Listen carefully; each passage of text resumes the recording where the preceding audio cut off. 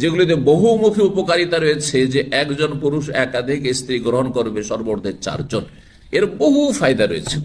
সেই ফায়দাগুলি যদি বিদ্যমান থাকে তো অবশ্যই প্রশ্ন, আর শর্ত পুরা থাকে।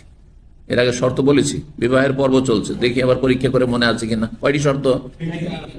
হ্যাঁ, কে 4টি বললো মনে আছে? 3টি না? মাশাআল্লাহ, মনে আছে 3টি। কি?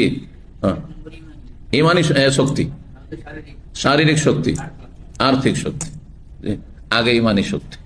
ইমানি শক্তি থাকলে আপনি অসহায় স্ত্রীকে ছেড়ে দেবেন। আরে অর্থের অভাব থাকলেও আপনি কঠোর মেহনত পরিশ্রম করে যে কোনো পরিস্থিতিতে আপনি খাবেন কিছু, জি, যা আপনি খাবেন সেটা ভাগ্য করে খাবেন।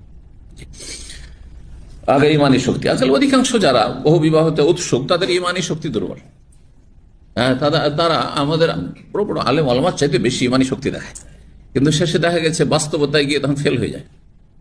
বোঝা গেছে? আমি অনেক ভাইদের সাথে যারা বহু বিবাহ করেছে কথা বলে দেখেছি, আল্লাহ তাদের কথাবার্তা বিয়ের আগে, দ্বিতীয় তৃতীয় বিয়ে করার আগে তাদের ইমানি শক্তি আমি নিজেকে তাদের কাছে তুচ্ছ মনে করতাম।